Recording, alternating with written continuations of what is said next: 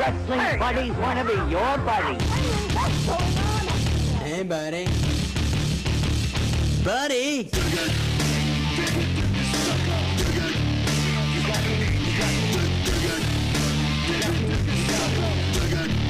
You got me mad now.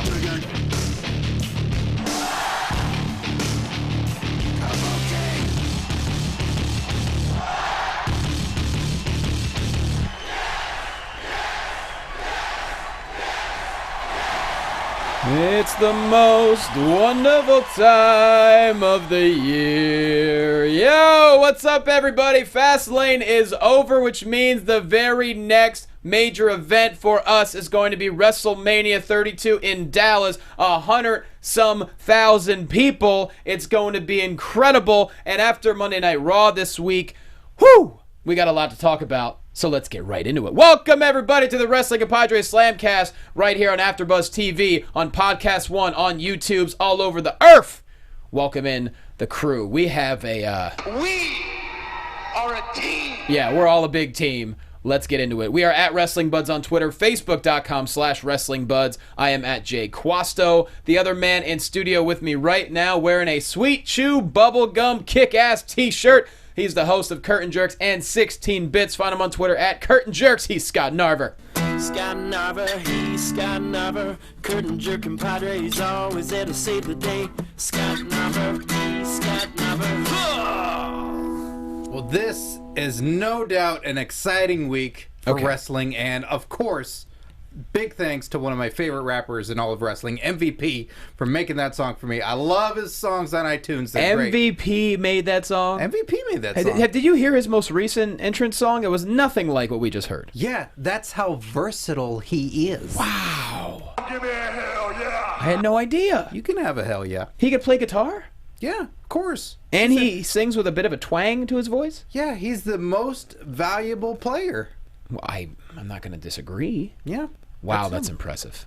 Good stuff. It's very impressive. Well, there is no Chuck Rice this week. He is going to be working for the Oscars. He's polishing Oscars, For everybody. Oscar, I think, yes. He's polishing all of them. Sure, that's a lot of Oscars. So if you don't see a shiny Oscar at the Oscars, blame Chuck. So help me God, if he doesn't come back with one, I'm going to be a little upset. He's a man. I don't think you want to get near it, because if he had to smuggle it out of there, you don't want it. Well, that's a good point. But anyway, find him on Twitter at crice17. But from Washington, D.C., one of the OG co-founders. He's the host of Dishing on Movies on the YouTubes. Just had a massive video that went viral last week with a guy, the tipsy bartender, a guy who hangs out with hot chicks. What a loser, am I right? You can find him on Twitter at TheWalkingDale. You know he's Dale Rutledge. I got a puppet. I got a puppy. Bad news. Hey, brava. What's going on, buddy? Not much, man. How you doing?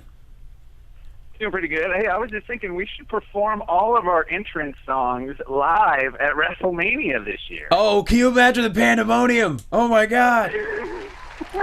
Wow, we'll get MVP to show up? I mean, that's on you, man. He made your theme song. Nah, we're not close. Oh, I'm sorry. I mean, we talk video games when we see each other. We talk T-poses. Let's be honest. You haven't paid him residuals on that song, have you? No, I'll be honest, I have not. Dale. Anyways, we have so much. Oh, first off, let's just do our contest right off the bat. So, our friends at Lucha Underground were nice enough to send us a whole bunch of really awesome, they made comic books for the series. Mil Muertes drew these and wrote these, right? I believe he did. Yeah. And they were edited by Katrina. Oh. Pretty sure. So, these are really awesome. These are nice. So we decided... I've read it. It's very good. You know, if you're not in Los Angeles, you can't come see a live taping. So... You're not allowed. You're not allowed. And so we were like, you know, let's send these out to our fans. Let's do this because you guys deserve it. And these are really, really fun. So here's what we're going to do. Limited edition. Limited edition. So recently, we haven't had a lot of people go to the iTunes page recently. We've had a lot of new listeners, and we appreciate you. But we need people to go to the iTunes page. That way the word gets out. It's been a while. So please do this. Go to the iTunes page, rate us 5 stars, write us the most clever, fun review you can, screenshot it for us, and tweet us the review. It's as simple as that. It'll take you a minute. And then the best 2 reviews we have this week, we're going to send you a Lucha Underground comic book, straight from the source. Free shipping. Free shipping. Yeah, we'll pay for it. which I hope you don't live overseas, because, God, that's expensive. Yeah, but hey, if you live overseas and you're listening to the show, that's great. Thanks Yeah, so much. no, we appreciate Go to the iTunes page. God. We can only check the U.S. iTunes page, unless you know of a way of doing it. Otherwise, they got to send proof that, like you said, send in the screen cap. Exactly. So send proof, tweet us a picture, put it on our Facebook wall, facebook.com/WrestlingBuds, or at WrestlingBuds on Twitter. And the favorite 2 of the week, we're going to send you a comic book. How about that, guys? Yeah. Let's do that. Number 1. Issue number 1. That's right. So rate us, review us, and if you've already done the rating and review a million times, we appreciate you. We'll find something for you down the road, but we really need as many ratings and reviews as we can, because we think we really... make another iTunes account. What? Why would we do that? No, not us, them. Oh. Yeah, they make another ID. Make a second iTunes Make a second ID. You Make a mentioned, second ID, and then I'm not mentioning in the comments service. yet. You could write about Scott. Dale, go What are ahead. you guys saying? You're whispering. I can't hear any of We're it. talking about making an iTunes review. Oh, yeah, Brock's a big iTunes account user. Yeah, no, big time. Me like WTF. And anyways, we have so much to talk about. Plus, our special guest, Chavo Guerrero, is coming up on the show. You both got to interview him last week, and we can't wait for everyone to hear it. Yeah, Chavo. That guy's amazing. He's been around forever. Yep. And makes everything better. He's not aging at all. No, it's creepy. He's getting younger. It's weird. Yeah. Yeah, if you look at his skin, you're like, whoa, Chavo. No, it's funny. I met the lovely lady who did that voice last week. What? My good friend Jackie Palumbo, who has worked with WWE in the past. She's a Daughter of Chuck Palumbo? No, she's a producer and does stuff. She brought her friend to my comedy show at the Improv last week, and I met her. She actually works on Lucha Underground as well. She's a talent coordinator. But Jackie was like, "Hey, guess who she is?" And she goes, "Ooh, Chavo." I'm like, "Yes, that's amazing." You got to get her to do some ooh Johnnies for the show. That'd be a little disturbing, I think, for her. Hello. Yeah. Hello. That sounds more like a date night, yeah? Okay, Slamcast news.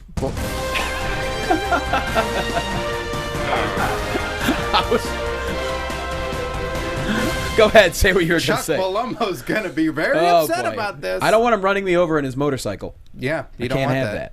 I cannot have that. Anyways, couple news items for the week. Shinsuke Nakamura officially, as we all know, but officially has been signed by WWE. They had a little press conference and photos, and so it's going to be a very exciting next 5 weeks. Mm-hmm. Yeah, I am so glad to see him come in. I can't wait for this to happen, but I did think it was a little silly for the tweet from WWE just to say, breaking news. It's like, I don't know. Yeah, breaking that is. but I like the fact that they tried to make it as kayfabe as possible, Yeah, no, I mean, it's good news all the way around. It was just, they didn't have to. I mean, come on. We knew. Oh, we knew. No doubt about that. So let's talk Lucha really quick. Did you see this past week, Dale? Our friend, executive producer Eric Van Wagenen, actually took to the internet because I guess there was some kind of rumors being spread around that even though they haven't filmed season 3 yet, there's some kind of rumor saying that they weren't going to be able to afford season 4 and that it was going to get canceled. And so Eric basically went on the internet and was like, hey, if you want to pay attention to naysayers, go ahead. But the show isn't going anywhere. We make the show for whatever budget we're given and not a penny more. And Dario's rich. Right? Yeah, there's a lack of money at that show. Come on, have you watched that? All the gold that they ever earned and all the money he throws around? Mm-hmm. They got money. Mm-hmm. Mm-hmm. It's weird. I mean, this is the thing about the wrestling community that we've talked to before, but just the immense amount of negativity that's always out there, even for a product that is, being loved so much, like Lucha Underground right now. It's weird that people just always have such a negative attitude towards things doing well. It's very strange. I don't know a lot of other communities that are super into things but also very anti them all at the same time. It's a very weird subject. Cheerleading community. Yeah, the cheerleaders. Yeah. You ever seen Bring It On 1 through 9? I'll tell you what. Yeah, they build it up, but then backstage they tear it down. Ugh. Hey, yo. They sure do. Mm-hmm. But yeah, it's a 1 good. through 9. You bring up a great point, man. The support for Lucha Underground has been fantastic, and Eric's been amazing to us, and the whole staff there's been incredible. They're constantly giving us.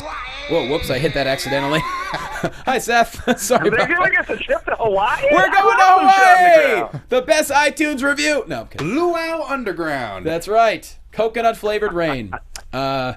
No, but they... Lucha Underground.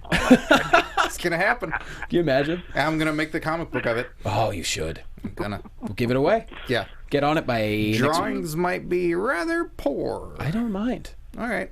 I appreciate how to draw a pineapple. We love the effort. But yeah, they've been incredibly nice to us, and so obviously we're rooting for it, and so we just wanted to show support there that, just enjoy stuff while it happens and don't worry about the future. Don't be a cornet. Whoa. There's only one of them. Seriously, and we're not even, what are we, 5 episodes into the second season? Y'all are worried about season 4? Let it play out for a second. Jeez Louise. Yeah, enjoy it. And how fun is it playing out? All of a sudden, Dario Cueto, we get the backstory from Mysterio. We'll get to that anyway. Yes. But speaking of the future, we got an announcement these past 24 hours. Come get on the train. Oh, man, just feel that music, Dale. Feel it. Oh, man, I am bouncing. I already bought my ticket for the Ho Train, Wait a minute. How are you getting on the Ho Train? Listen, if you don't know how to get a ticket for the Ho Train, I cannot help you out. I don't know how to get a ticket. Yeah, I don't know how to get a Scott ticket and I are flabbergasted right now. Constantly throwing off the caboose of the Ho Train for not having a ticket. Using words like flabbergasted aren't going to help you get on the Ho Train. Well, this is shenanigans. It's ridiculous. I gotta talk to this conductor of the Ho Train. Yeah, who's the conductor of the Ho Train? The man who's getting inducted into the WWE Hall of Fame this year, the Godfather, a.k.a. the Good Father, a.k.a. Papa Shango, a.k.a. whatever else you want to call him. Kama Sutra? There you go. Sure. No, it wasn't Kama Sutra. It was, what was it? It's Kama something. Kama Mustafa. Karma Chameleon. Yeah, that's it. That's it. So. Good for him. Good for him, although, Dale, are you a little surprised? Seeing him stand next to Sting so far?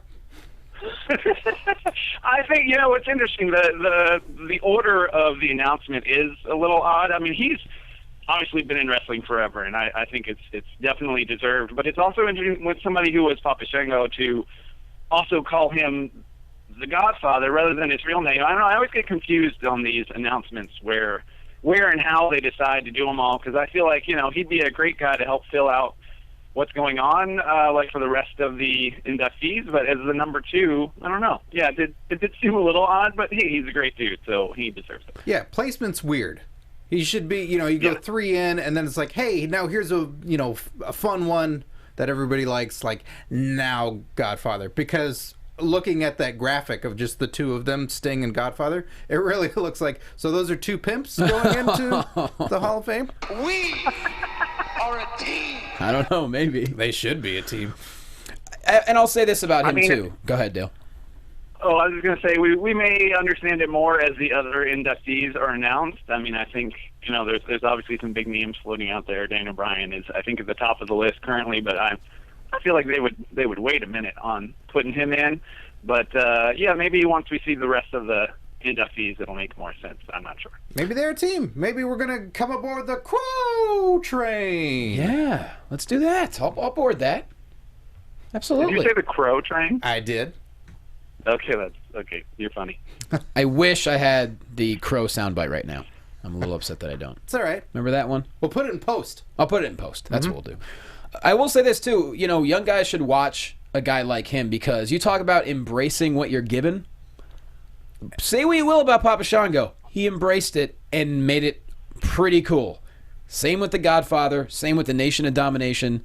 I mean, he embraced whatever he was given, and he used it to the max. Yeah. You really made whatever it was work. Like, people joke about ideas like Fandango and stuff like that, but if you run with it and you own it, anything can be really fun and entertaining when you back it. Because I have a lot of great memories of going to shows and seeing Godfather, and you weren't necessarily into it for the wrestling, which he was good at. Yeah. You take it for granted, but when he was out, it was fun. Right. That's and the Papa Shango thing, I remember as a kid, I was like, God, what the hell is this thing? Mm-hmm. The dry ice skull. Yeah, just all the creepy costumes and props that he would have coming out there. Ugh. For the sake of watching a variety show, he was great at bringing variety. Yeah, and the sign of a Hall of Famer is one of the signs is being versatile, and he certainly was that. So, hey, congrats to the Godfather. And I loved him as the Good Father. I think that was such a simple switch, but so brilliant. Yeah. When Right to Censor was mocking all the parental,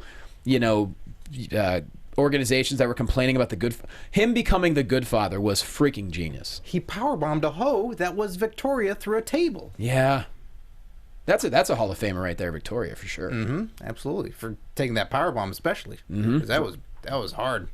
But yeah, I mean, Dale, it should be exciting to see who else gets nominated. Not nominated, but inducted over the next 5 weeks. Yeah, there's somebody in particular that you guys are kind of rooting for? Well, just a real quick mention also, because JBL said APA is coming back together to induct Godfather. So that's exciting as well. Yes, it is. But, you know, with our announcement coming up of what's happened in wrestling that's so big, I know who I'm pushing for to go in the Hall of Fame. Mean Street Posse. Oh, yeah. Oh, you're serious. I am very serious. Why not?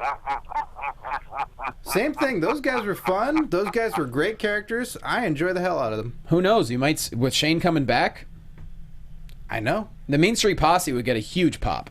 I believe so. I think No, they wouldn't. No, they would not. How dare you? Hey. Damn it, Dale. Shame on you. Nobody liked the Mean Street Posse. Come on. We just shamed Dale for you. Yeah, 1,000 times over. We'll add those 1,000 shames in post. There it is. And that was the Slamcast News.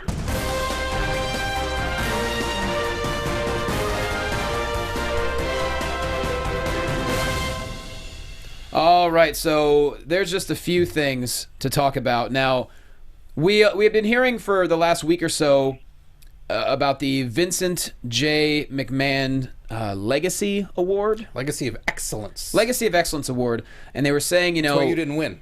Well, I'd have no legacy or excellence. How am I going to win that? Well, right. You forgot the excellence, so boom, out. Yeah, what are you going to do? But they're talking about, who's going to win the award, who's going to be nominated, who's going to... Whatever. Right. We don't know exactly what's going to happen. And Major speculation gets you intrigued. It gets you to tune in. Very, very much so. And so Vince comes out last night. That's how we kick off Monday Night Raw.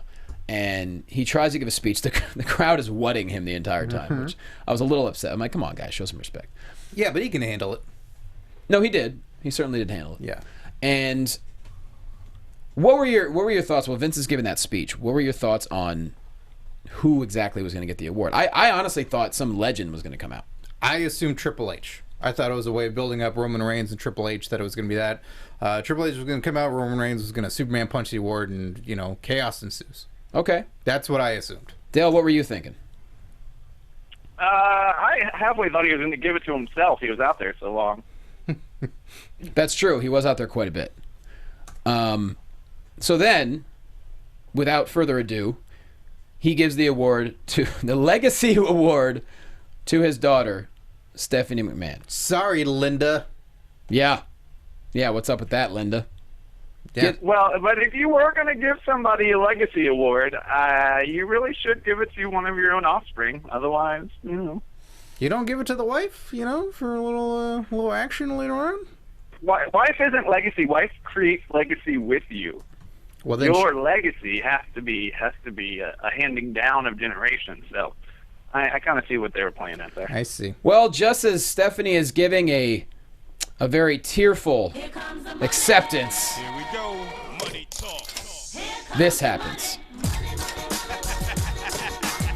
Dollar, dollar, dollar, dollar. The entire universe collectively loses their minds. And their bowels. And their bells. Everyone goes crazy. A man we haven't seen in 6 years, many of whom thought would never set foot in the WWE again, dances on the ramp, dances down to the ring, does his strut inside of that ring, and there's about a minute-long number of chants. Yeah, I mean, as I hear the music now, I can't believe it. It was a you cannot believe what's going on moment. Yeah. Yeah. And the best part about it for me, I mean, I was totally shocked. I don't think anybody could have ever predicted this. I mean, like you said, 2009, I think is the last time that we saw Shane. But seeing him, and I think even Vince, but I definitely saw Shane getting a little teary-eyed at the reaction, and Vince was beaming. He definitely had a prideful beam behind trying to, not like the situation for his character's sake, but just the emotion that was happening inside of that ring. What a great moment for the three of them to get to share together. I was really touched by it. It was pretty incredible, and the shock that Steph and Vince both pulled off was outstanding, and the moments between, Vince going to embrace him and Shane, not playing it big. Like, it shows how great Shane is, of just the, put the hand on the chest, I'm not going to hug you, and then handshake, and then slowly, like, putting his hand down, Yeah. Handshake. Those great moments that Shane, the whole McMahon is just capable of. Well, Linda, not so much. But, you're just immediately drawn in again. And the story that they tell on top of it. Which we don't know the whole story yet. Right. Vince talks about, I want that lockbox. I don't even know what he's talking about. Right, but a lot of it being true to life of, what was set up in play of he was next in line, that it's speculated like this is playing out for real, that they're now doing this, that he went and did his other businesses. He went over to China and then working on movie companies and stuff like that, and then now is back. And there was a real falling out from what I understand. Yeah, like this has some truth to it, which, as we say on the show, is the best type of wrestling show there is, when there are elements of truth to something and you're not quite sure where the line is. Sure. Absolutely. And I thought for sure that this would be like him taking over Raw in like a general manager capacity, so I kind of saw that coming, but I did not see this matchmaking. No, and we talked about this a couple of weeks ago. The injuries have compiled in the WWE, and everyone's like, how is WrestleMania 32 going to build? And I'm not going to toot my own horn, but I did say Shane McMahon is someone, I said on this show like a month ago, Shane McMahon is someone who can salvage all the injuries at WrestleMania if he shows up back into a storyline. But most people are like, nah, it's not going to happen. Dale, we got a tutor in the studio. We got a tutor. Who wants a lesson? Oh, boy. The one time I'm glad not to be there. But Vince asked, all right, what do you want, Shane? What is it that you want? I want control of Monday Night Raw. With the Mean Street Posse in my corner. There it is. And going into the Hall of Fame. So Vince says, well, how about this? If you really want control again, you're going to have to earn it. One night, one match, WrestleMania against The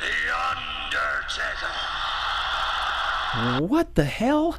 And not just that, it's not just a one-on-one match with, no stipulation. Hell in a Cell. That's insane. Crazy. It's freaking insane. What Dale, where's this going? It's going to have to play out at some point. We didn't see Taker last night. No, and I don't think. I think we'll see the ever elusive Taker do his normal, ominous coming to get you type of stuff leading into Mania. But no, that's the boogeyman. He's coming to get you. Yeah. Oh, is that who that was? There he is. Yeah. But yeah, I don't know. I was just blown away by it. I could not believe that he's gonna give us a match, and I wondered how long this has been in the works. Like when this all came to fruition, and him, like we said, 2009 was the last time he was there. That's a long time to not be thinking about wrestling. So is he even in a gym, even in the ring? I wonder where his mind has been at, or did this all just kind of get sprung up on everybody? He looks great, but at the same time, there's got to be a ring rust. I'm sure he's been working out, and for The Undertaker, Shane's not a big guy compared to who he usually is in the ring with, so The Undertaker, health-wise, should be okay for him. But I just don't know which way this is going to go, because everyone loves The Undertaker. Clearly, everyone loves Shane. Something's got to give over these next 5 weeks, I think. What's great for me is that this makes the Undertaker's match matter again. Like we saw from him wrestling Bray. It's like, yeah, okay, it was in there and it was fine, but it's hard to, once the streak is broken, it's like, well, he can win or lose. There's not really a lot at stake, and I don't know. I think it was kind of a weird follow-up for breaking the streak. So to have him at WrestleMania and in a match where something else is at stake, and it has nothing to do with The Undertaker really at all, it's just him taking out, Vince's frustration, I think it's great, and it actually makes it significant and truly matter again.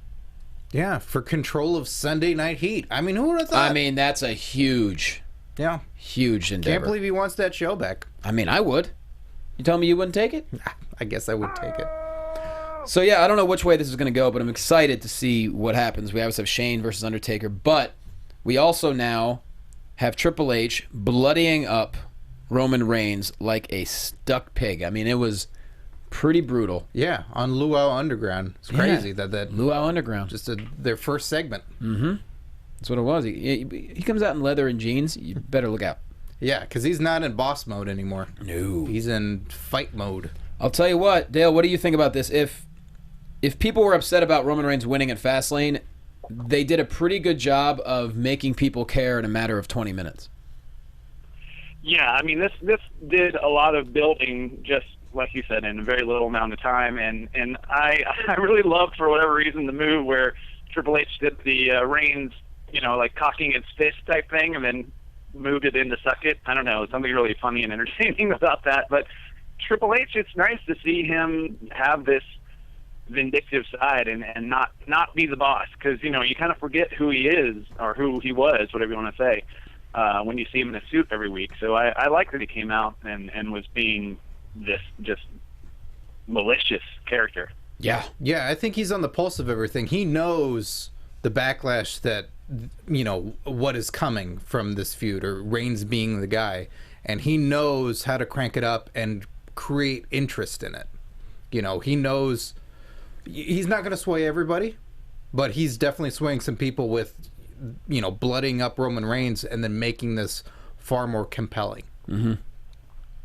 I also think that there's more to come for this match. I don't know if we'll get a stipulation per se, but maybe a special guest referee or something else that can stack the deck for Triple H in some kind of way. I feel like there's more moving pieces yet to come for this. I think there's a couple ways this can go. Part of me says that Triple H actually retains at WrestleMania and hangs on to it until Seth Rollins returns. Or somehow Roman... Enjoying that soup there, Dale? Yeah. Delicious soup. What were you saying, Johnny? Is it tomato bisque? Or Roman somehow turns, wins the title, and then ends up feuding with Rollins once he comes. I don't know. I think they realize that the reaction Roman's getting, it's not the reaction that they want. Right. And if they're going to put the strap on him at WrestleMania 32, they have to be ready for the backlash. Well, we still... No, it's not backlash not anymore, the pay-per-view. Johnny. Yeah, right. they don't... It's now payback. Sure. But with Reigns, we still don't know what Rock is doing yet at the show, which you kind of thought would have been set in place at this show since they've been making so many big announcements. Rock is somewhere in the shuffle of all this. Do you think he'll have something to do with Reigns? Could be. There was talk of, last year about him and Triple H going at it again. They had obviously the tete-a-tete at last year's WrestleMania. So Rock's got to be in there somewhere in some big way. And they're trying to sell 100,000 seats. And, I mean, they're getting there, I think, by making the couple matches that they've made so far. But Rock's got to be in there somewhere. Do you see him having a match? I think they would have said if he was gonna. And now that we know another major player is out with another match that is made, with Brock and Dean, Rock's not in that equation either. So he's going to be somewhere. It all obviously falls on what his filming schedule is like, and what the what the movie enables him to do. I mean, I'd heard a rumor about the insurance on the movie he's filming currently would not allow him to take part in a physical altercation like that. I mean, probably based off of him, ripping up his stomach the last time he wrestled and having to postpone the production of, what was that, Hercules, I think, was at that particular time? Perhaps, yeah. So, but either way, I think we could definitely see him involved in something. You could even see him come out and help Shane, honestly. I mean, there's a lot of places that you could find The Rock that would be appropriate, but somewhere with the Usos or Reigns would make sense, but I don't see him getting physical in an actual match. Well, speaking of the Usos, I find this interesting. Right now, the New Day, I love the fact they still have the titles. They're riding high. Besides the Usos, now that the Dudleys have turned, there's not really, and I'm not going to count Lucha Dragons because Kalisto has the U.S. title. That takes precedence for him. So there's no other face tag teams that could really face the New Day. And I feel like they have... no? Who? Well, sir, it hasn't happened yet, but I believe in the Golden Truth. Not at WrestleMania. Oh, you sound like a regular R-Truth, sir. Oh, you got doo-doo on your foot. Yeah, you got doo-doo. I love the golden truth. My point is, it's WrestleMania. They haven't even gotten together and having a match yet. So, New Day, something major has to happen. New Day has to be heavily involved. Is this where we see someone come up from NXT and automatically challenge them, or are we just going to get another Usos New Day? I mean, I think that Fastlane they were building for the League of Nations to take on New Day. I mean, you could see them in a 3-on-3 for those, because what are those guys going to do? They love those guys, Sheamus and Rusev, and I guess ADR. There's definitely something going on there. Or it could be another thing where WrestleMania is the time where they take all the tag teams and squish them all into one match, and then just let the moves fly. That's the way it looks like, because, I mean, if they still want New Day to be getting booed, you're sure as hell not going to get booed against League of Nations. Yeah, that's true. Yeah, I think this could be a fatal four-way or something. I don't know. And unfortunately, I don't think this is going to get the attention that I would like New Day to have. But, they'll probably have a nice backstage segment and then get to be out there with a bunch of other guys. But I don't know. I wish they could get just a straight, clean match. But I think we're going to get at least triple or maybe fatal four. I mean, we can talk about this in NXT, but there's rumors that there's a certain tag team that might be coming up before WrestleMania. And it's a tag team we've been wanting to have for a while. I think that's a lot of pressure and faith put into that team. It is, when you do that. I know what you're saying about Golden Truth, but those guys have been around and can do it. Sure. As opposed to, hey, I know you guys have been wrestling in front of a couple thousand people here and there, on smaller shows. Go do 100,000 and deliver. Just saying. No pressure. The fans will go crazy. Enzo and Cass sell a lot of merch. Yeah, I think we see Enzo and Cass winning the NXT titles, at WrestleMania weekend, but I do not see them going for the WWE titles. Fair enough. That would still be a big moment. Good point. Well, we got to talk about this match that Scotty mentioned a few minutes ago. Paul Heyman had actually, before Monday Night Raw even began last night, Brock Lesnar decided to attack Dean Ambrose in the parking lot, throw him on top of a limo, bust up the mirror, bust up the window. I don't know who's paying for it, but Paul Heyman had this to say. So this is fair warning to any member in that locker room anywhere in the world that wants to step up. Go to the hospital tonight and visit the barely breathing Dean Ambrose and ask him what happens when you earn the wrath of Brock Lesnar. Yeah. And then Dean had this to say. Well, actually, after Dean drove an ambulance. I think Dean said, yeah, I don't know where the driver was, but he stumbled down to the ring, and Brock Lesnar just stepped on his face. That was so just good. Disrespect. To which Dean got on the mic and then muttered out these words. No holds barred. Street fight. Brock Lesnar, Dean Ambrose, no titles involved, just utter chaos. I meant to tell you, I hope you grabbed the soundbite of the that he does in transition of those words. No, I did not. I'm sorry. No, but I should have said something. That's okay. Brock Lesnar running at you at full speed when that happens in the parking lot, that has to be the scariest thing on the planet. He almost leaped over the hood of the car. Yeah, I can't imagine anything scarier than if you just saw Brock running at you at full speed. Like, no, I'm done. Dean's so crazy. Dean is so crazy. Yeah, he really is. And I think this match, man, the build-up for this, if you want someone that can counteract Paul Heyman, and someone posted a picture of Roddy Piper, I forget what match it was, back in the 90s, where he just had that crazy look on. Like, the thing about Piper is, I know Dean Ambrose is the lunatic fringe, but Piper, he didn't have to show you he was crazy. You knew he was crazy. Yeah. And that's where I want Dean Ambrose to be. I don't want him to have to do anything silly. I want him just literally, I want to look at him and be like, you're out of your freaking mind. And that's what happened last night. And I like that. Fastlane had a moment of that. Fastlane, they didn't quite catch the whole thing on camera. It was brilliant that Dean's doing the, like, give me a minute as he's getting up. And then Brock comes over to him. And just before Brock lays in his attack, Dean slaps Brock in the face. Yep. And those knees that were coming got a lot faster and a lot harder. But that moment was there where it's like, that's a Piper-esque moment. That's a man, like, right there. Yeah, what are you doing? That's so nuts. Don't do that. Completely crazy. Loved it. Dale? Yeah, man, you guys said it. I mean, this is one of the programs that are going into it that has some good emotion to it, and is one of the few lead-ins from previous things besides the main event. So I was happy to see that they made this official, and these two chemistry in the ring too really works well together. And a lot of times Brock kind of literally and metaphorically steamrolls people while he's in there, and I think that Ambrose can deal with him pretty well and works to counteract him perfectly. I think there's a mutual respect. I mean, I don't know if Brock Lesnar has looked at Dean Ambrose's body of work, but for God's sake, the guy is not afraid of anything.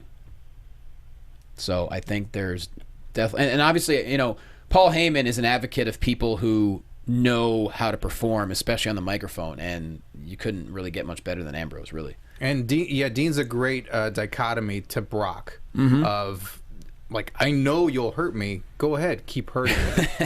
It's an element of what we saw last year with Reigns, that Reigns was laughing off the offense that Brock was doing, and it made Reigns more of a badass. This is going to do a whole lot for Dean. I think so too, and it's interesting. We assumed, and this is his first WrestleMania in singles competition, and that alone makes me very excited for him. What was last? Oh yeah, wasn't it just him and Reigns last year or something? No, who was it last? No, Reigns in the main event. Ambrose was in the ladder match last year. Yes, he was, and it's well deserved. Yeah, and he thought that was painful. Well, this year you're fighting Brock Lesnar. Make him count. And also, it's funny, this whole time we thought it was going to be Brock and Wyatt, and now we have no idea what the hell. I mean, they lose at Fastlane. They lost at Fastlane essentially to help Ryback turn. That's why they really lost, I think. So let's just take it back a moment to the Royal Rumble where the Wyatts mattered and they eliminated frickin' Brock Lesnar, which surely would unfold a nothing is coming from that? Okay, cool. So then we move into this Titans thing, and obviously the new guys are going to take down these three guys that probably don't need it. Oh, no, they're not going to win that either. Okay, cool.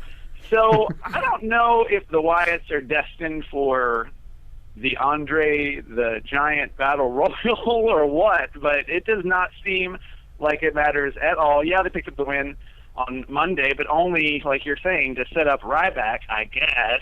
Well, having some kind of... If we see Ryback versus Kane at WrestleMania, oh my God, snooze alert. I mean... Everybody, there's 100,000 seats, Dale. We're going to need a bathroom break at some point.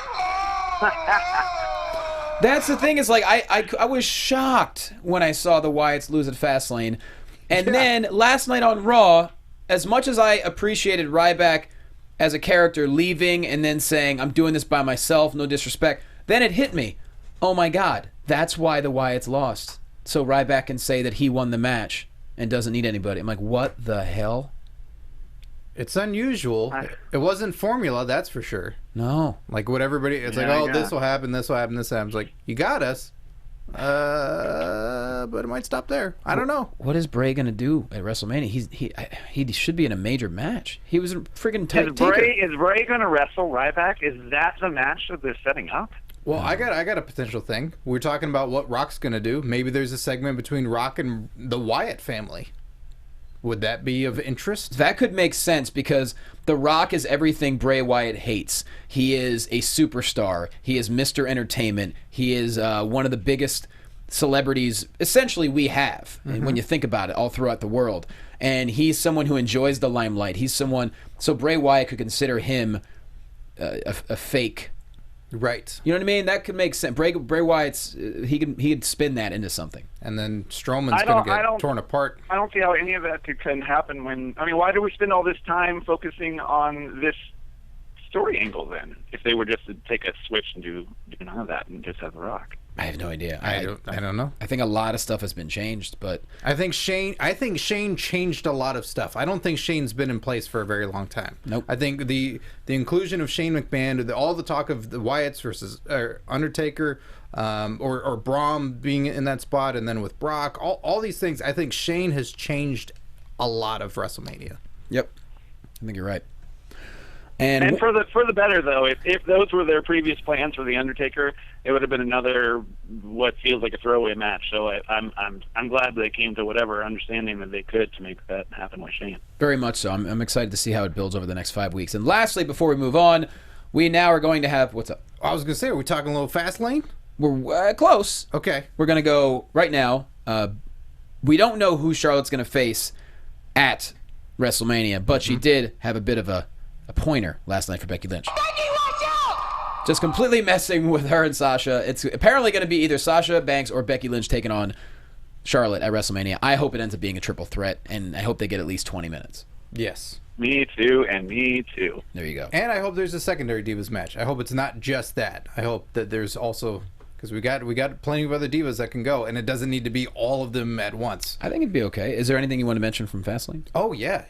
Oh, one thing I really want to mention, I know this sounds like a bit of a rant, but there was one exceptional, exemplary standout performer in Fastlane in Chris Jericho. Mm-hmm.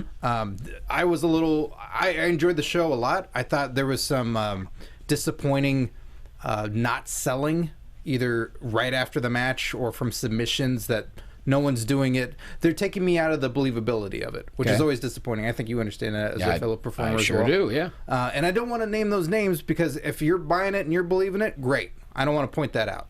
But I will point out that Jericho in the match with AJ Styles, AJ was great. Miz has been great. But Jericho in that match was exemplary in the finale of it. Mm-hmm. Of the clawing and tearing of the submission that he's in. Yep. And the buildup of eventually having to tap out, and then the aftermath after that.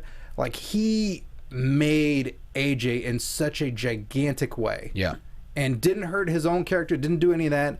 But it was so exemplary. Like, go back and watch that if you haven't seen it. And that's what Jericho's done for years. For Christ's sake, he put over Fandango at WrestleMania. Right, but he just did it at 1,000%. He did. Watching him tear and claw and then that scream that he does right before he taps. Yep. Like, that is a star maker. That was so great. And Jericho, I don't sing his praises a lot, but that was so fantastic.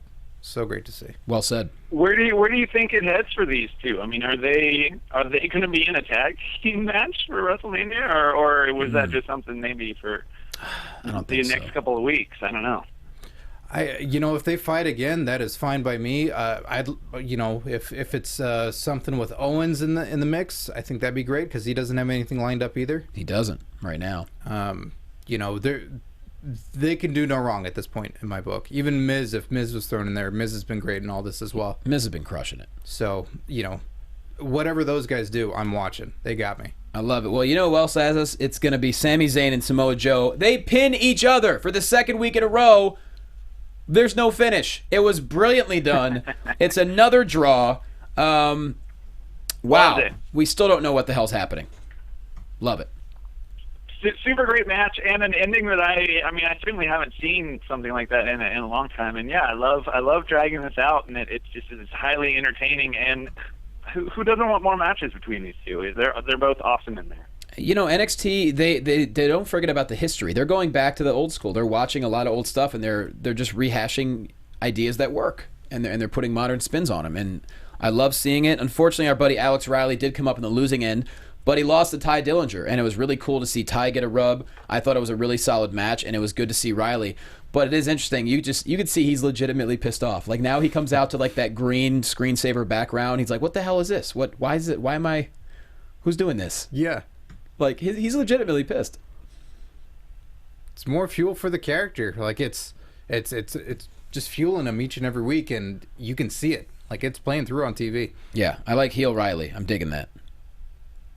Corey Graves had a good one-liner where he says, "What are you so mad at? Did he get wronged by an Uber driver?" Oh, yeah. I love Graves. He has gotten so much better, and he's really solid, and his one-liners are on point.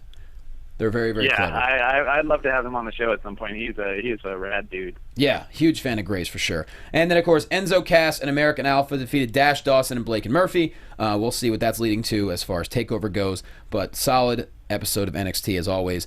Let's get to Impact really quick, and then some Lucha Underground, and then we're going to get to Chavo. All right, so once again, another solid Impact, I thought. Yeah, really good. They did not ease up at all with because it's London right now. Is that right? Yes. Yeah. So they got they're in England. They're doing those tapings. The crowd goes crazy. Monsters Ball match. Whoa, dude. They're crazy. Oh, wait. Real quick shout out to Jimmy Havoc, Progress Wrestling, their longest reigning champion. Mm-hmm. And if you know Jimmy Havoc, he's a see you next Tuesday, as they say over in England. There you go. That he is a bad dude. That's what they constantly chant at him. That's what they constantly tell him. I had a chance to meet him. Not a nice guy, you know? Yeah, Jimmy sure. Havoc. He's a dastardly fellow. Makes a debut backstage. He was the guy that came up. And Oh, I didn't know who that was. that's Jimmy Havoc. Interesting. Yeah, he's fantastic. If you ever get a chance to watch any Progress Wrestling, he was their longest reigning champ. And he basically said, he's like, I have an issue with Rosemary, not you. Mm-hmm. I like that Rosemary character. She's doing a great job. Yeah, she is freaky. Mm-hmm. So we might be seeing Jimmy Havoc. I don't know if he's going to be a permanent part of the roster. I don't know if it's just for a little bit of time. I don't know what's going on, but I'm really excited to see that. And how about that Monsters Ball?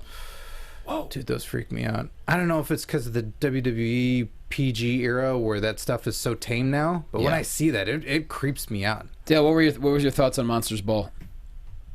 I didn't get to see this week. My DVR did some weird thing where it recorded just the beginning of a different show, and then that was the end of my recording. How was that show? I missed the whole thing.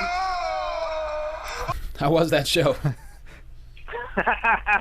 I didn't watch it. It had not enough wrestling minutes. Take that, Schitt's Creek on Pop TV. You're right. That's a damn It was funny. shame. Right at the end of it, they were like, "Oh, and every week we have TNA," and then it cut off. I'm like, okay. My bad. That's what it should have said. Well, I know. I could tell you, Dale, it was phenomenal. The Monsters Ball is crazy. The Wolves managed to retain. EC3 and Spud defeated Matt Hardy and Tyrus. Spud actually joined during the match. EC3 wanted 1-on-2. Spud helped him out. And we basically have feud setting up between Beer Money and Eric Young and Bram. They brawled all throughout the 2-hour show. Like, every 20 minutes the cameras are back, and it's like a Family Guy sketch. Like, oh, they're fighting still. Right. And then sometimes something would quell, or you see another segment, it's like, all right, well, then we're good there. And you see Beer Money walk up, and then boom, attacked again. So great. And also, I thought it was really cool storytelling with with Tyrus and Matt Hardy going up to potential teammates of EC3 and saying like, no, don't get involved. Don't get involved, Spud. I love it. And then Drew Galloway offering his services to EC3 and him saying like, nope, I'm just doing this on my own. So I like seeing, WWE, it's a formula where you got a mystery partner. We never see who that person is. We never see anybody trying to recruit. Nope. We're seeing the backstage goings on of who's it going to be, and then Spud ends up just coming out there just because. Fantastic. I really dug that. And also, there's a feud setting up between Mike Bennett and Drew Galloway, which I really like that because, Drew Galloway is Mr. Stand-Up, and he's, super uber babyface, and Mike Bennett's... He does stand-up comedy? Yeah. Very much. He's got a solid 5 minutes. Is he gonna open for you? No, certainly not gonna open for me. No. I don't think he would. Yeah, he's not deserving. He wouldn't want that position. Nobody does. But then Mike Bennett's the new upstart. He's got Maria. I really like the way that was going. He attacked Galloway backstage, and we have Lockdown this week. The storyline between Eli Drake and Grado, otherwise known now as Grado's not around anymore. Odarg Johnny. the Great. I'm sorry. Yeah, that's a totally different wrestler. So Dale. Odarg.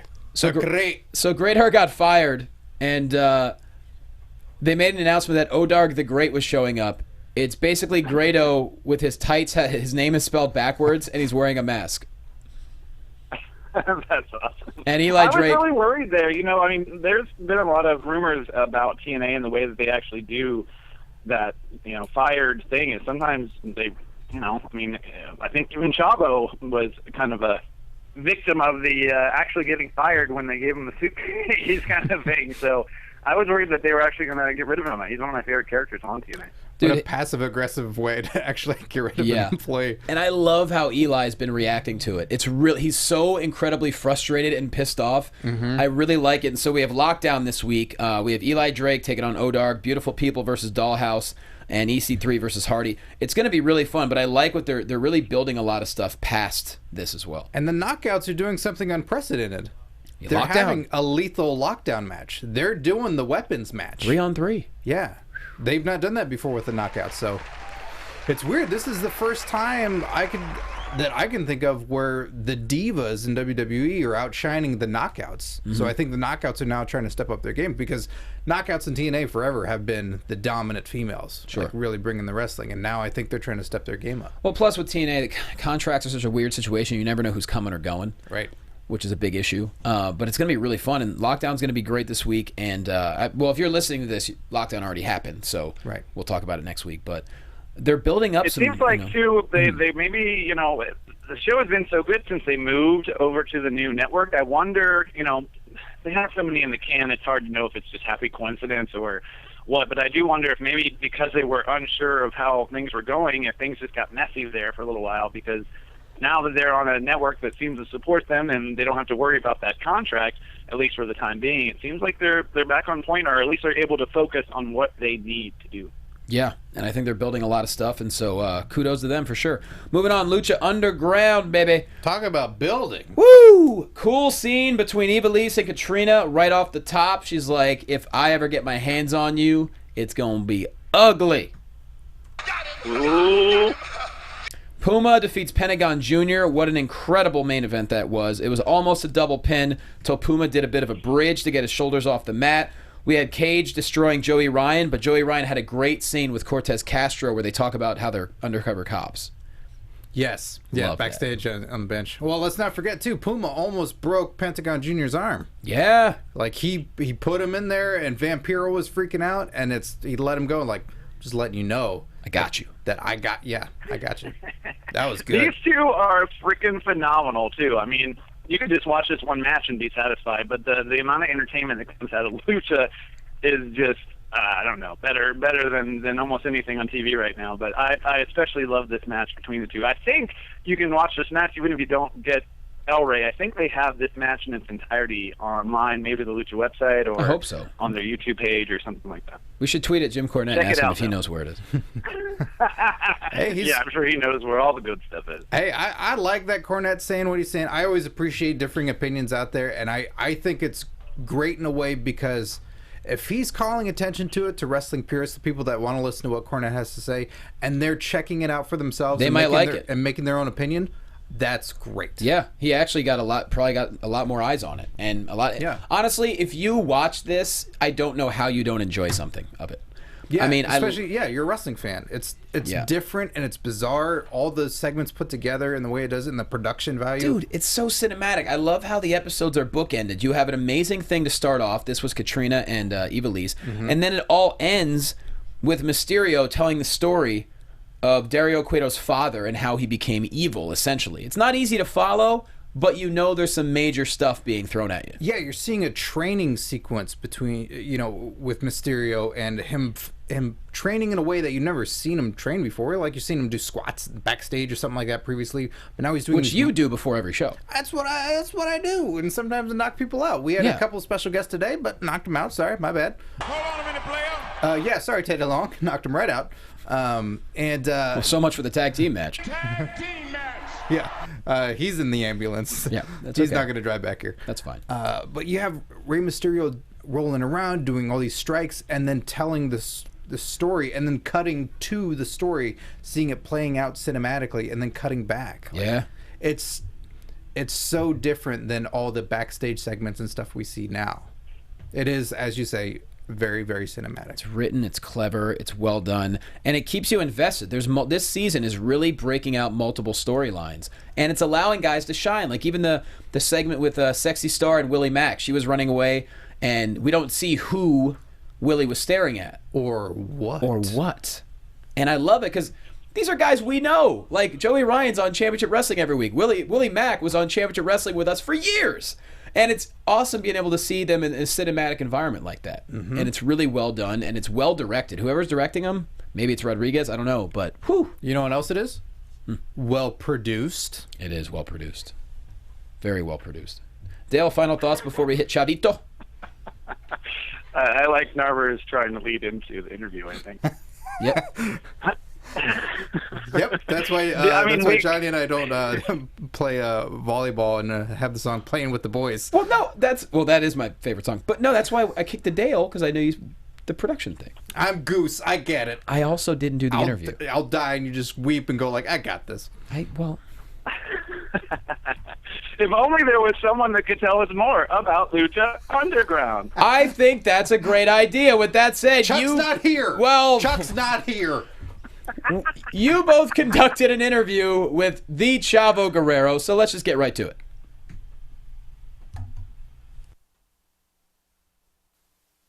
Today we are blessed to have a true legend in the wrestling community. He is a third-generation luchador from one of the most famous families in Lucha Libre. He has wrestled on every inhabited continent and has had several major championships, including the ECW World Heavyweight title, WWE, WCW, and TNA Tag Team Championships, just to name a few. Please join us in welcoming the one, the only, Chavo Guerrero Jr. How's it going, Chavo? Hey, what's going on, man? Thanks for having me.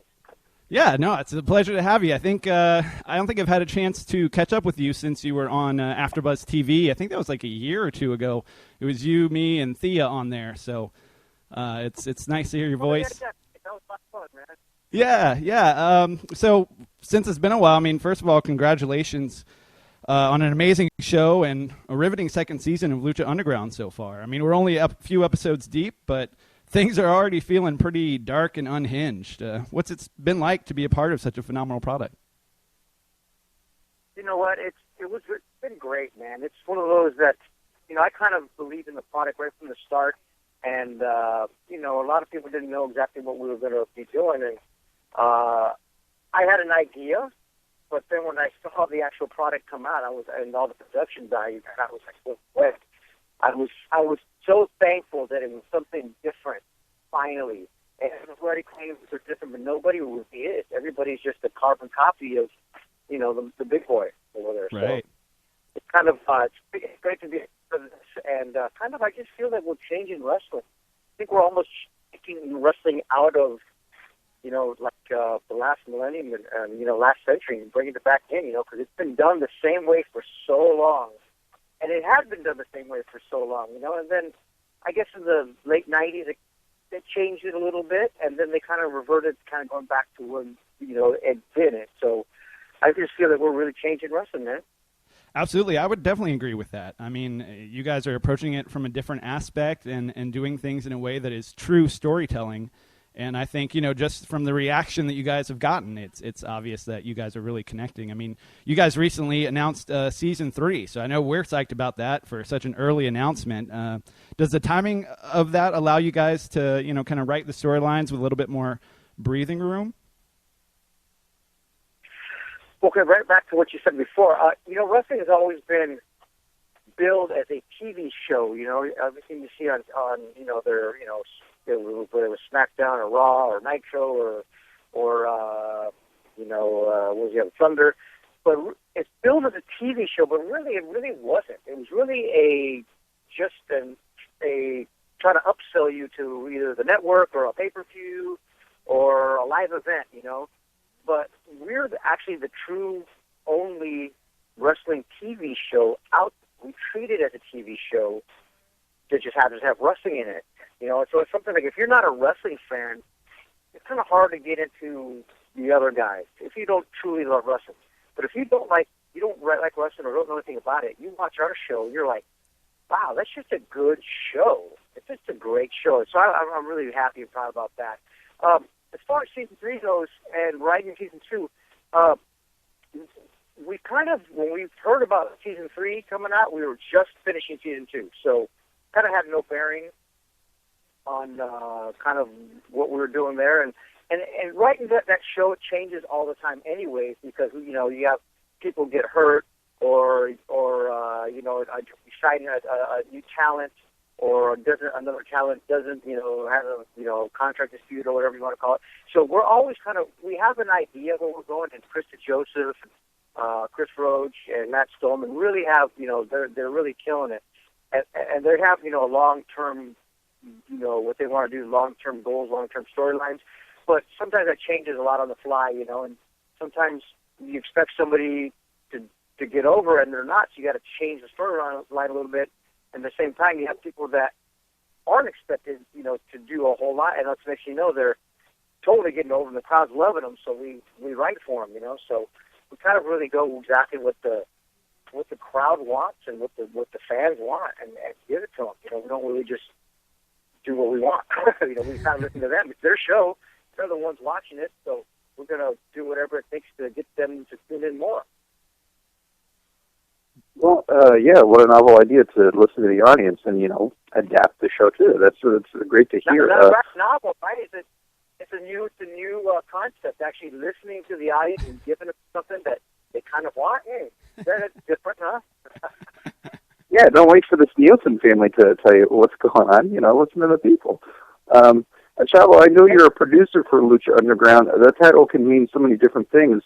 What does that mean for you at Lucha Underground? Well, for that producer credit, it's really kind of weird because, in a lot of other shows, sometimes you just introduce somebody to people, then you get the producer credit and stuff like that.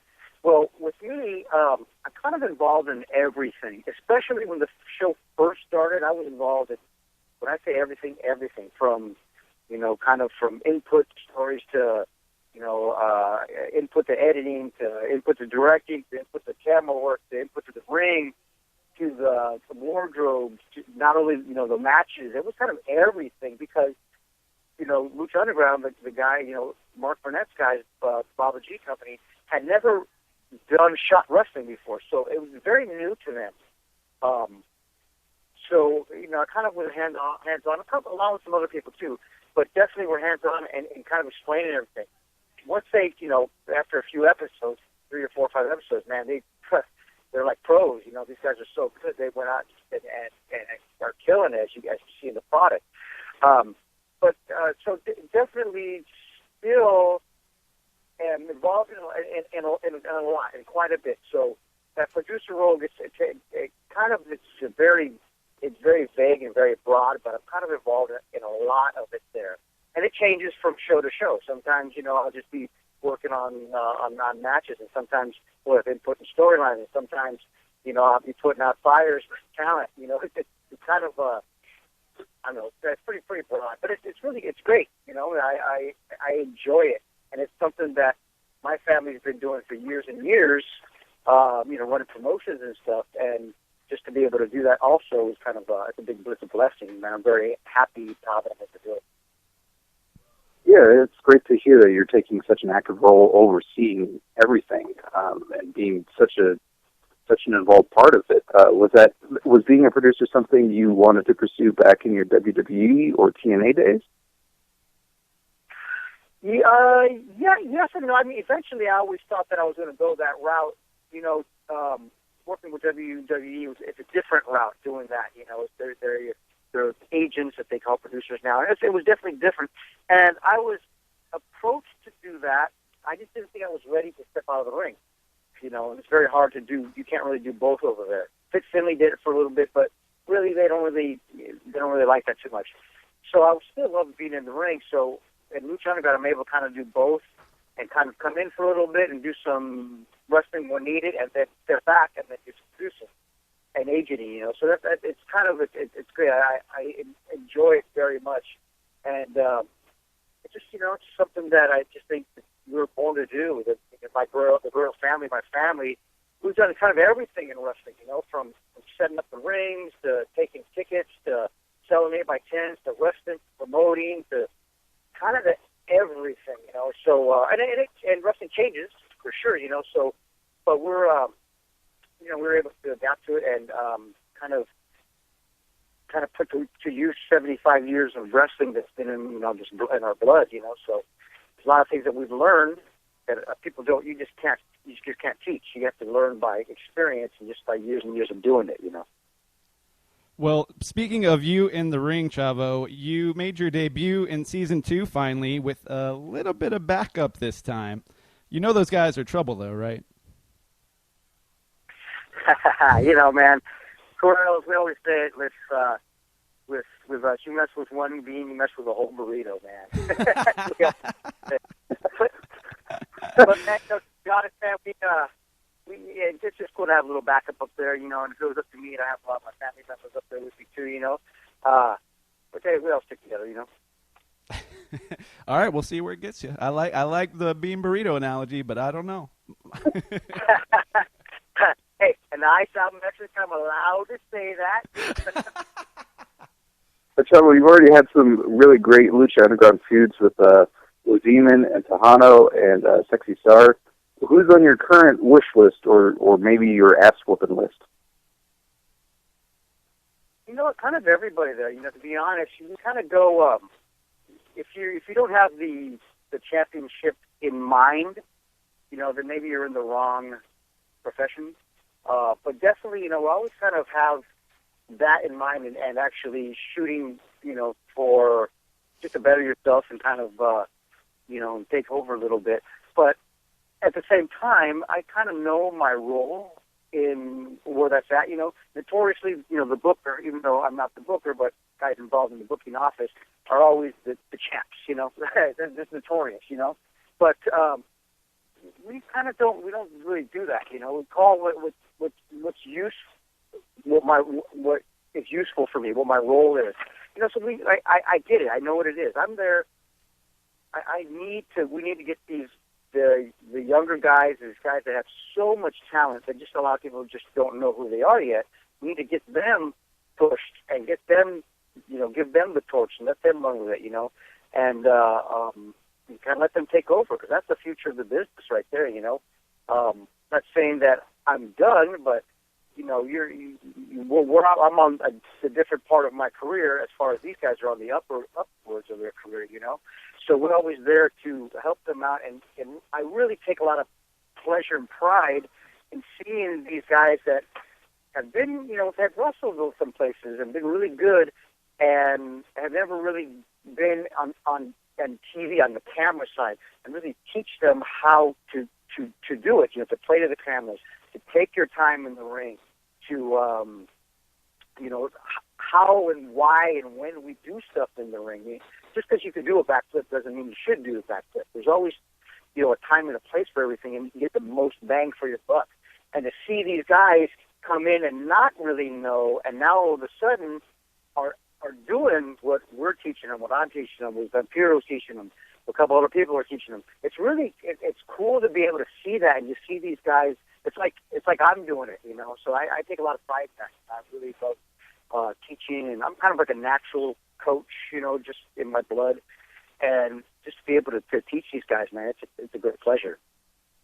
So these policies of teaching and showcasing and helping the young guys, is that referred to as the anti-WCW policy backstage?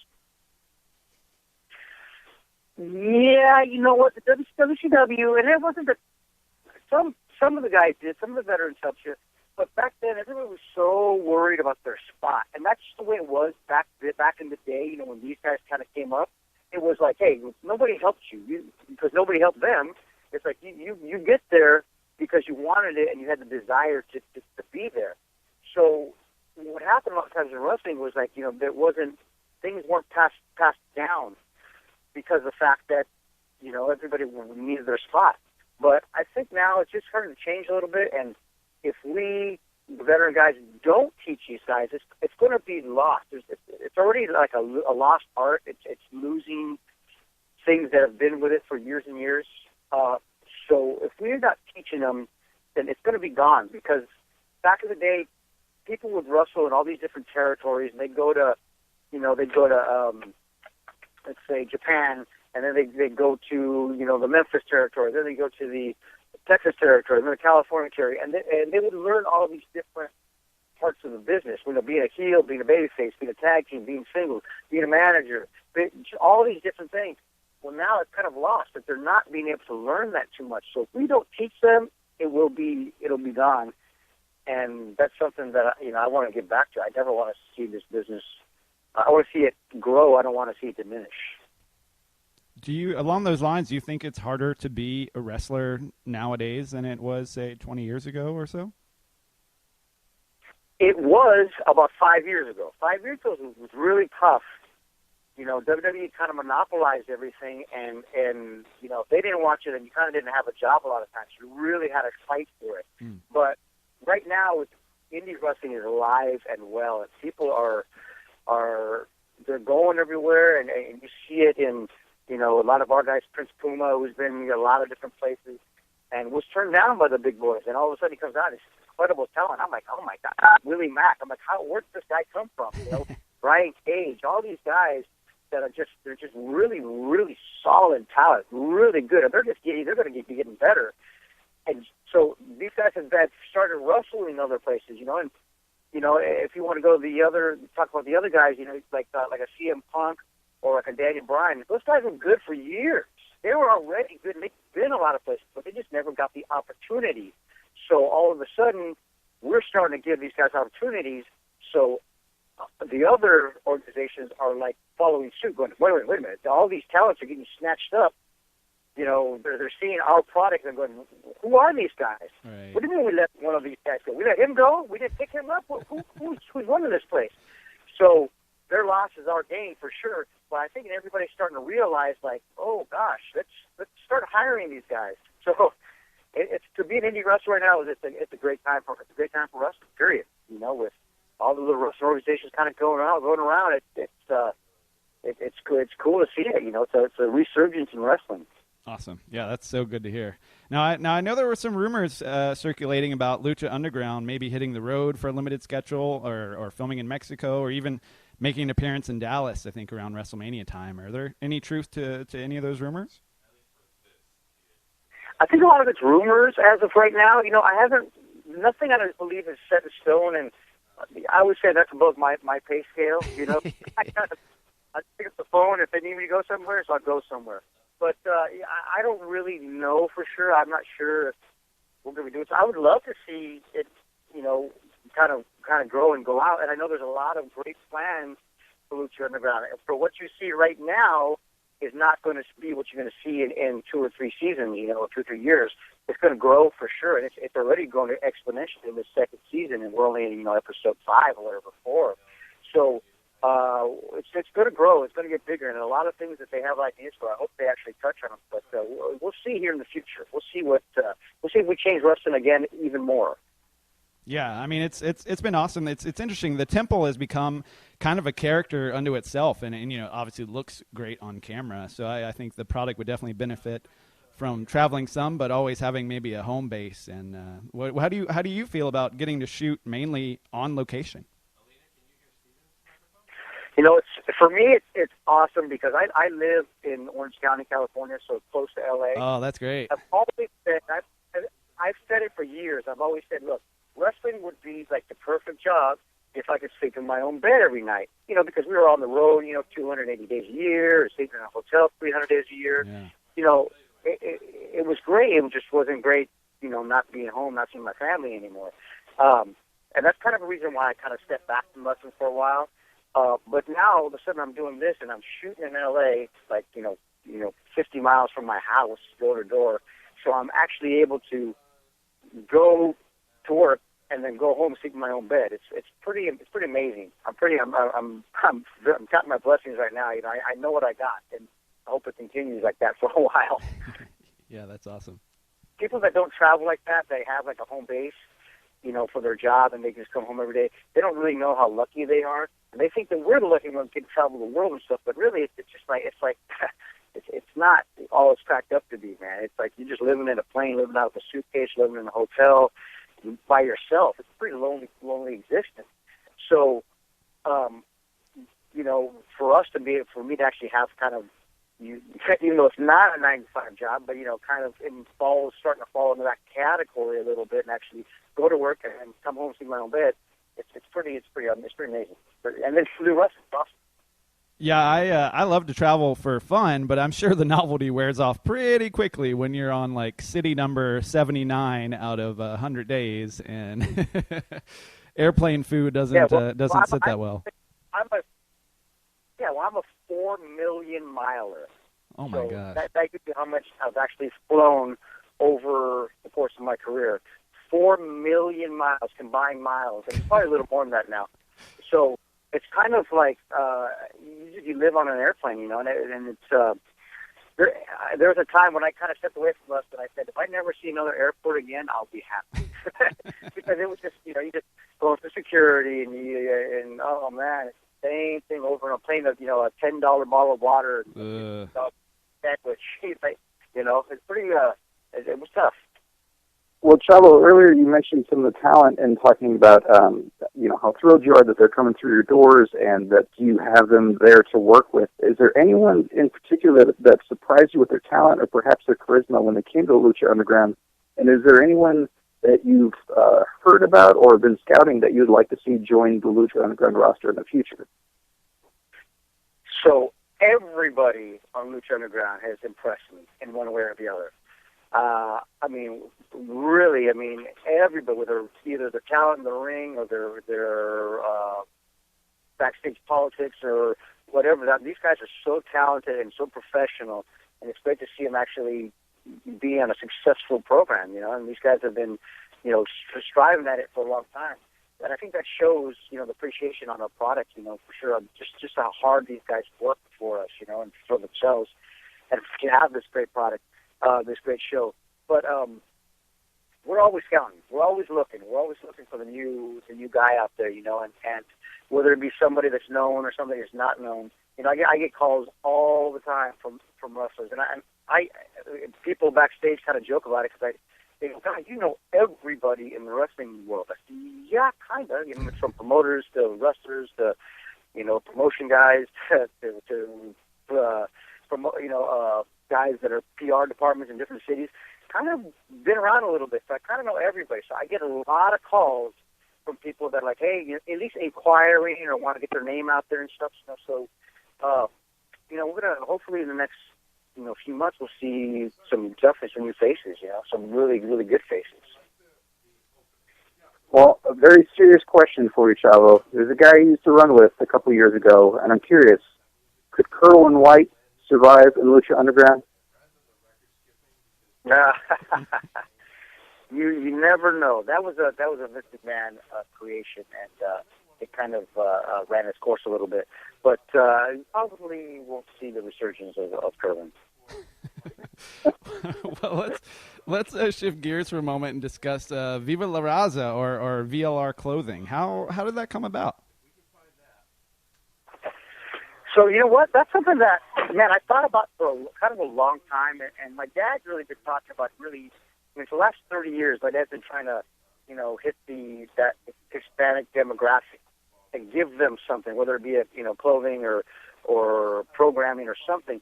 And no one listened to him. No one in LA, no one in Hollywood, no one in TV really wanted to listen to him. They thought that, no, that demographic is, no one. It's not a profitable demographic. And then all of a sudden, everybody's realizing, whoa, this is like the fastest growing demographic in America and will soon be the majority, not the minority. So now everybody's scrambling to cater to the Latinos, but they don't know how because they're not Latino. It'd be like me trying to cater to a white Jewish family or something. I wouldn't be able to do it. I'm not that. But I know how to cater to the Latino people. And what's funny is all of a sudden that whole Latino culture has kind of become pop culture, as you've seen with our show, which has kind of got some Latino undertones. People are really loving that, and you see like the lowriders and everything Latino music. It's starting to get very pop culture. You look at Hollywood, everybody's starting to wear the Day of the makeup for Halloween and stuff. Oh yeah, because it's cool. It's really cool. All of a sudden, man, it's really cool to be Hispanic. When 20 years ago we were always fighting for it, and fighting for our heritage. And now all of a sudden people are like, hey, that's cool. Are you Mexican? Yeah. Oh man, that's really neat. So VLR is something that we've thought about for a long time. And like I said, my dad thought about doing this for years. So I went ahead and trademarked Viva La Raza, that me and Eddie used to say on TV all the time, and trademarked it for clothing. So we came up with VLR, and it's a clothing company. I partnered with Rey Mysterio, told him about the idea. He loved it.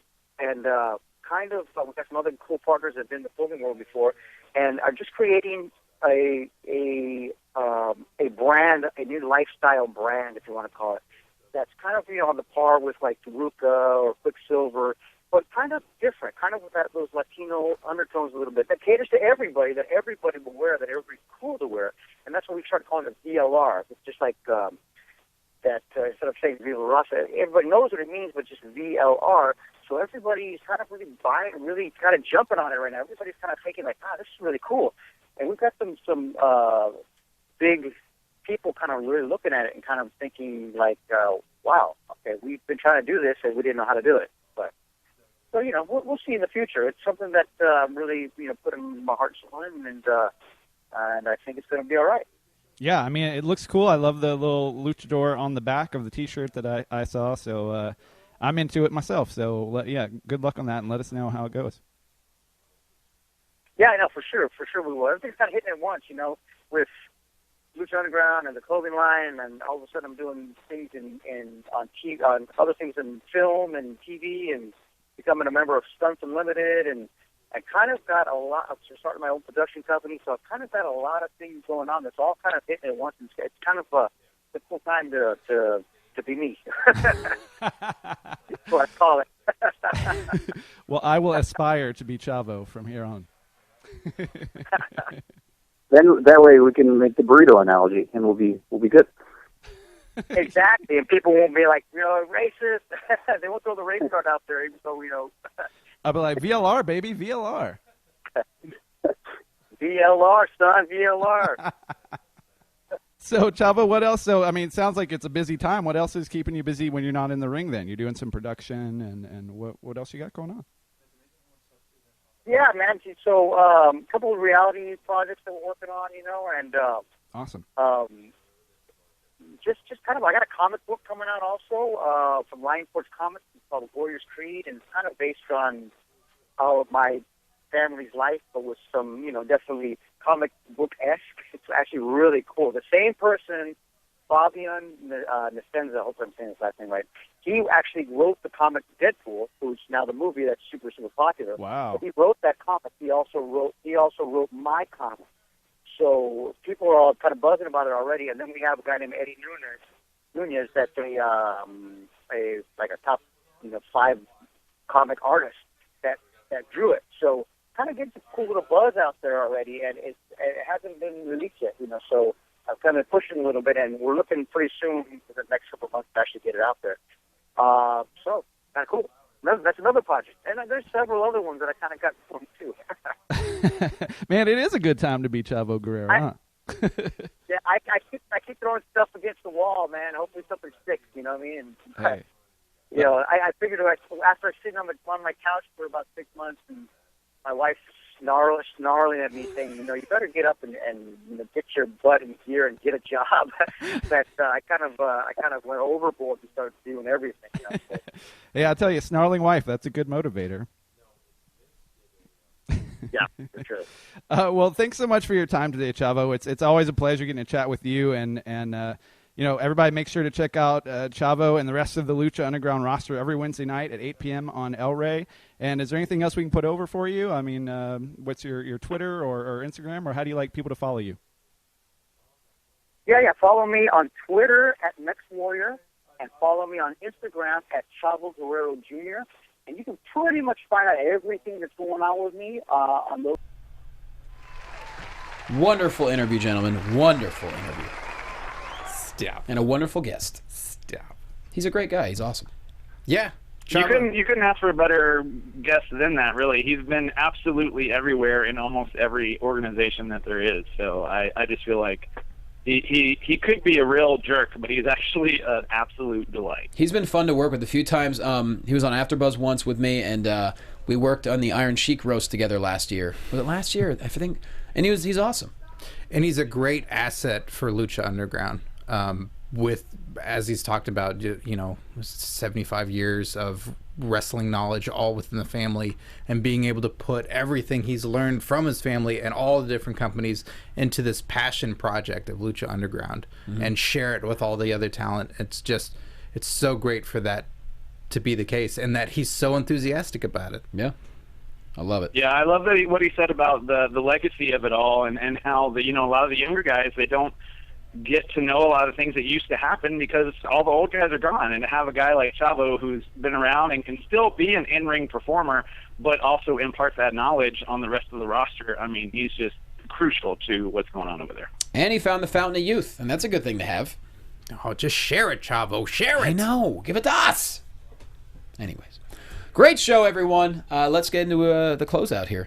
A lot of stuff that is going on with us. Like I said, you want this comic book, go to our iTunes page, rate us 5 stars, write your most clever review, take a screen cap. That's all you got to do. It'll take you a minute, and you might be getting one of these sent to you. We are at Wrestling Buds on Twitter. We are Facebook.com/WrestlingBuds. Once again, I am at Jay Quasto. I am in the San Luis Obispo Comedy Festival coming up March 4th through the 6th. And also, Championship Wrestling from Hollywood, another big taping this Sunday, February 28th, at the Ocean View Pavilion in Port Hueneme, 3 p.m. bell time. Just hit me up on social media if you're in Southern California and want to come out. It's free admission. We had such an amazing taping last time. Every match was phenomenal. It was so fun to call. We are really building some great stuff. So follow at CWF Hollywood on Twitter as well. Anything you can tease for that show?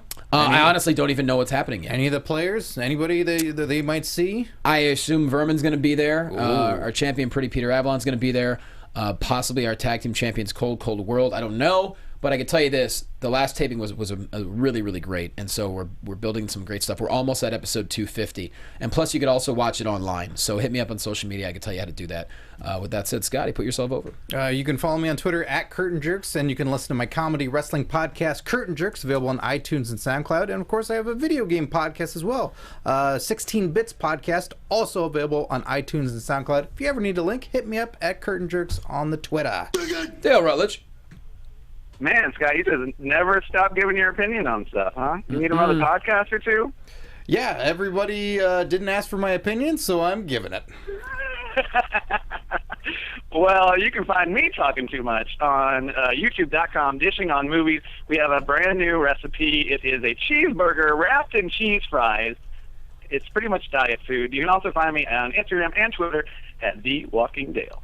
We love that. And also, one more thing. Wrestlemania, as far as we know, we're going to do some kind of meetup. We just don't know where yet. We're going to try to work it out with the whole AfterBuzz crew. Yeah, MVP is going to be singing my song at the show. Of course, MVP is going to be there. So at some point, we'll figure that out. We'll announce it ahead of time and everything, which is cool. And also, one last thing. If you're a fan of Screen Junkies and they're honest trailers, I actually was in one this past week for The Walking Dead season 4 through 6. They had me play Chris Hardwick, because he hosts The Talking Dead. That's awesome. It was really fun, and he loved it. He tweeted twice about, not at me, unfortunately, but he did tweet about how much he enjoyed it both times. So he appreciates parody, being a big Weird Al fan as he is. Yes. And everyone enjoyed it. So if you want to check that out, look it up. Nice. Congrats. Thank you. So with that said, guys, thank you so much for watching. We love you. We'll see you next week.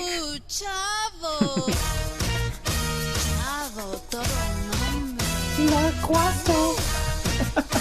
La Cuasto.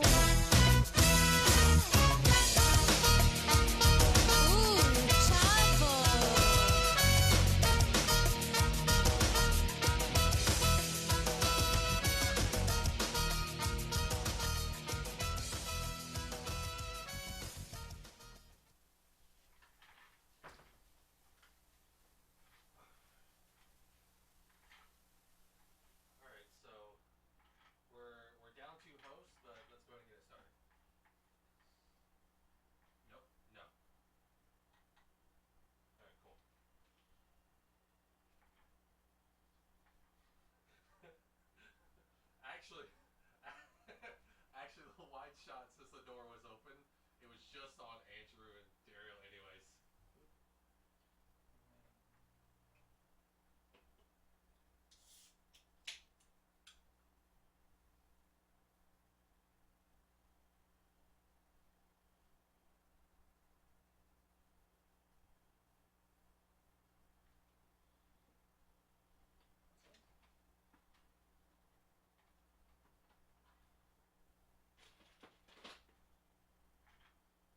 So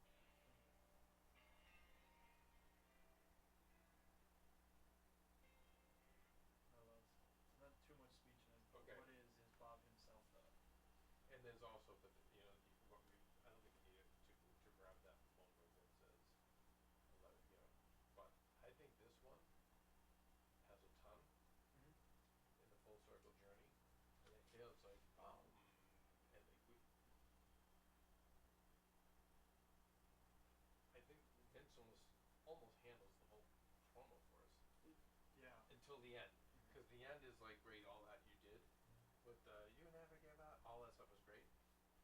I think after that foam, I think we do go into the Rudy theme song, and